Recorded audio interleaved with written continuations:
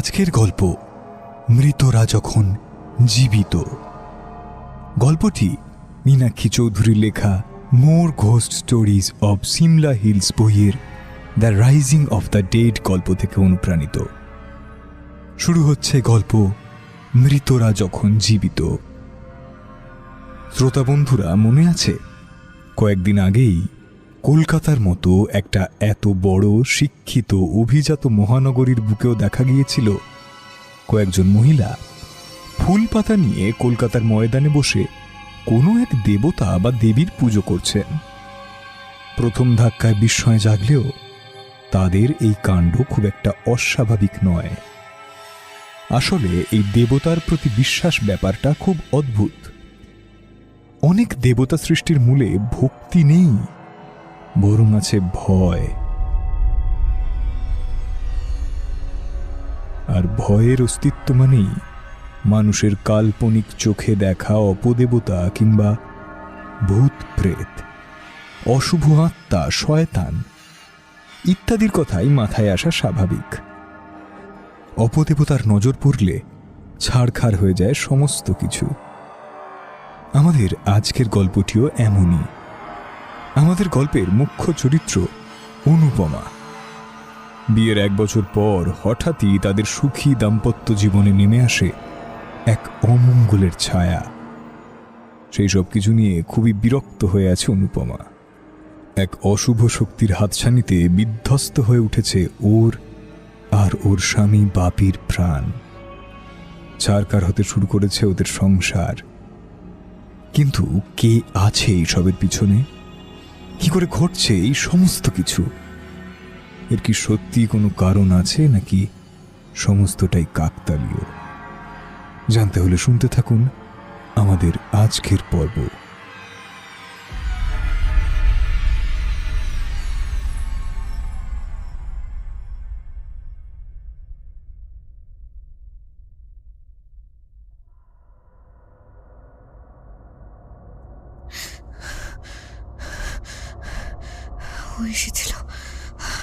এসেছিল আজ আবারও বুঝলাম ও এসেছিল।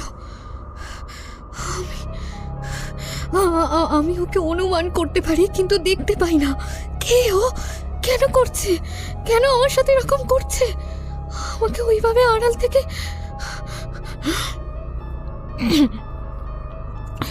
না না না না না না না না 24 ঘন্টা আমাদের উপরে নজর রাখছে ও। আমার এবার সবকিছু যেন গলিয়ে যাচ্ছে। কাকে বলবো আমি এসব? কাকে বলবো? বাপিকে বলবো? না না, একদম না। ও তো বিশ্বাসই করবে না। তাহলে তাহলে কাকে বলবো?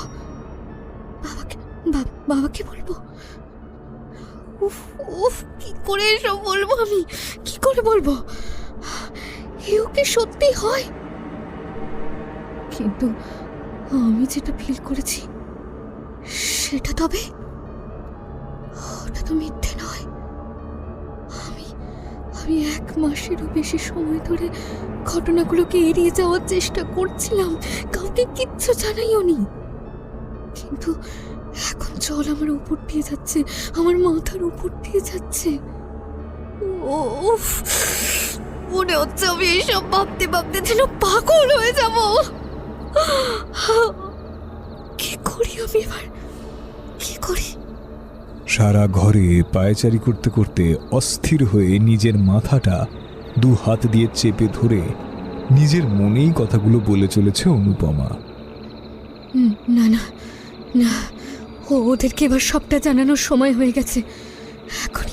এখনই ওর সম্পর্কে বাড়ির সবাইকে সবটা জানানো ছাড়া আমার আর কোনো উপায় নেই। যেদিন ওকে প্রথম দেখেছিলাম সেদিন ভেবেছিলাম ওটা বোধহয় আমার মনের ভুল, কিন্তু একবার নয়, আমি তো বারবার ওকে না না আর না আর না, এভাবে চলতে পারি না, এভাবে চলতে পারি না। আর না, আমি বিরক্ত হয়ে উঠেছি। কি করব আমার মাথা যে কাজ করছে না এখন। ভয়ের চোটে আমার সারা শরীর ঠান্ডা হয়ে যাচ্ছে। কি করে অস্বীকার করি আমি? কি করে অস্বীকার করি 6 মাস ধরে আমার সাথে যেসব হচ্ছে? বাপির সাথে আমার ঝগড়া, আর তার জন্য আমার চণ্ডীগড়ের বাপের বাড়িতে চলে আসা। এই তো মনে হয় যেন সেদিনের কথা। কত আর হবে, 1 মাস আগেকার ঘটনা, যখন বাবা আর বাপির মধ্যে সেই কথা কাটাকাটি। তাকাও তাকাও আমার দিকে, বলছি। তুমি বাবার সাথে এরকম অদ্ভুত আচরণ কেন করছো? হ্যাঁ, এই কিভাবে এতটা বদলে গেলে তুমি? কিভাবে যেতে পারো এতটা বদলে? কেঁদো না মা, কেঁদো না। ওর কিছু একটা হয়েছে বুঝতে পারছি, কিন্তু কি যে হয়েছে বাড়ি ফিরলে জিজ্ঞাসা করে দেখো, যদি বলে পুরোটা। এতই যখন আত্মকেন্দ্রিক হয়ে থাকবে, তবে কেন সেদিন বাবাকে বলেছিলে যে তুমি আমাকে ভালো রাখতে পারবে? এই এই ভালো রাখছো তুমি আমায়, এই ভালো রাখছো। অনুপমার এই রকম সময়গুলোতে কেমন যেন মনে হয় বাপির শরীরে কেউ কিছু ছুঁইয়ে দিচ্ছে, আর তার জেরেই ওর ব্যবহার নিমেষের মধ্যে বদলে যাচ্ছে। ভালোভাবেই কথা বলতে যাচ্ছিল বাপি, বলতে বলতেই আবার হঠাৎই চেঁচিয়ে ওঠে সে। কথাটা বলেই ঘর থেকে বেরিয়ে গেল বাপি।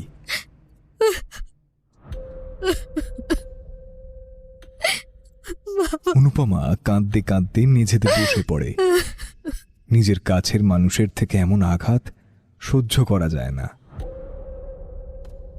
কেন হচ্ছে ওর সাথে এরকম? কিছুদিন ধরে ওর স্বামী বাপির সঙ্গে ওদের কারোরই ঠিক ভালো সম্পর্ক যাচ্ছে না, বা বলা ভালো, বাপি সবার সাথেই এক অদ্ভুত আচরণ করছে, যেন ওর মধ্যে ও নেই, রয়েছে অন্য কেউ। কিন্তু বাপি তো আগে এমন ছিল না। কিছুদিন আগের একটা ঘটনার কথা ভাবতে শুরু করে অনুপমা। বাবু, তুই আমাদের খামার, সবজি বাগান কোনো কিছুতেই আজকাল আর যাচ্ছিস না কেন? আমি একা হাতে আর কত কিছু সামলাবো। আমার অনেক কাজ আছে, ঠিক আছে? আমি কি তোমার মতো বাড়িতে বসে থাকি নাকি? যা করার তুমি করো, আমি পারবো না। মানেটা কি? এই গত কয়েকদিন ধরে আমি তো সামলাচ্ছি সবটা, তুই তো ঘর থেকেই বেরোস না, বৌমাকে নিয়েও বেরোস না, কেমন একটা ঘোরের মধ্যে থাকিস। এই কি হয়েছে রে তোর? হ্যাঁ, বেশ করি। আর ওকে নিয়ে বেরোনোর কি আছে? ওকে নিয়ে বেরোলে এমন সব কথা বলে যে আর বেরোতে ইচ্ছা করে না। আরে এই তুমি তুমি আমাদের ব্যাপারে এত কথা বলছো কেন? হ্যাঁ? অনুপমা পিছন থেকে চিৎকার করে ওঠে। ওহ বাপি, কি হয়েছে তোমার? তাকাও তাকাও আমার দিকে, বলছি। তুমি বাবার সাথে এরকম অদ্ভুত আচরণ কেন করছো? হ্যাঁ, এই কিভাবে এতটা বদলে গেলে তুমি? কিভাবে যেতে পারো এতটা বদলে? বাপি ওর কথার কোনো উত্তরই দেয় না। উত্তর না দিয়ে বাইরে বেরিয়ে কোথায় চলে যায়। অনুপমার খুব খারাপ লাগে। ও কাঁদতে শুরু করলে অনন্তবাবু ওকে সামলায়। কেঁদো না মা, কেঁদো না। ওর কিছু একটা হয়েছে বুঝতে পারছি, কিন্তু কি যে হয়েছে বাড়ি ফিরলে জিজ্ঞাসা করে দেখো, যদি বলে পুরোটা। কথাটা বলে অনুপমার মাথায় একটা হাত ঠেকিয়ে ঘরে চলে যান অনন্তবাবু। তারপর অনেকক্ষণ সময় কেটে যায়।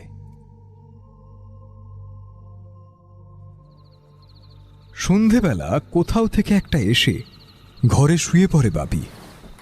অনুপমা প্রশ্ন করে, আজ বাড়িতে পামেলা এসেছিল, তোমাকে কত খুঁজছিল, কোথায় ছিলে তুমি? ফোনটাও তো ধরলে না। সে কৈফিয়ত কি এখন তোমাকে দিতে হবে? শরদ, যত সব। অনুপমা চিৎকার করে উঠল। খুব খুব বিরক্তি লাগছে না? খুব বিরক্ত হচ্ছে আমাকে দেখে, তাই তো? এই একদিন তো এই আমাকেই পাগলের মতন করে পেতে চেয়েছিলে, আমাকে পাওয়ার জন্য পাগল ছিলে তুমি।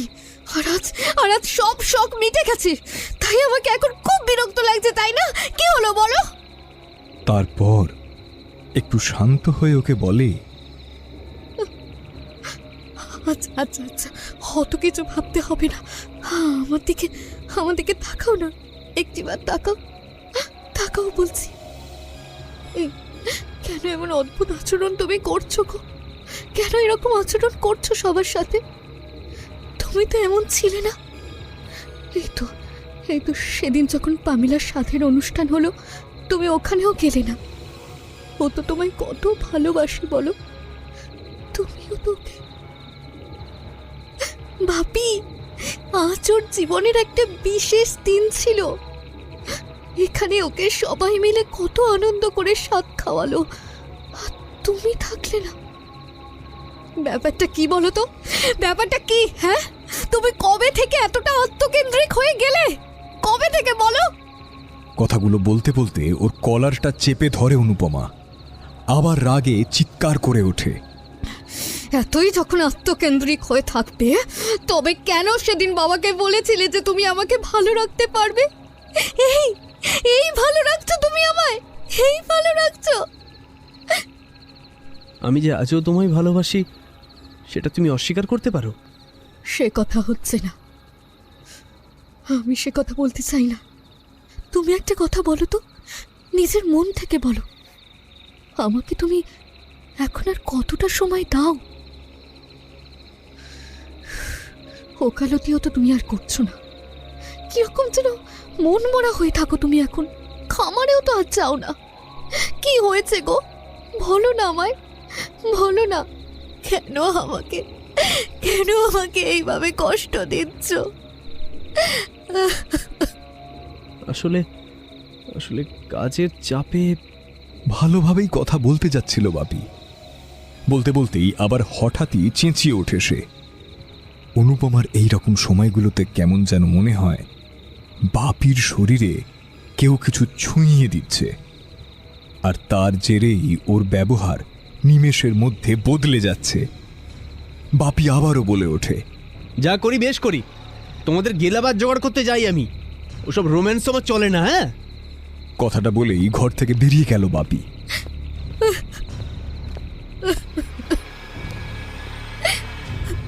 অনুপমা কাঁদতে কাঁদতে মেঝেতে বসে পড়ে। নিজের কাছের মানুষের থেকে এমন আঘাত সহ্য করা যায় না। আর তখনই ওর মনে হয় ওর ওই চোখের জল দেখে আড়াল থেকে কেউ তৃপ্ত হচ্ছে। তাকে অনুভব করতে পারলেও চোখে দেখতে পায় না অনুপমা। কেন হচ্ছে ওর সাথে এরকম?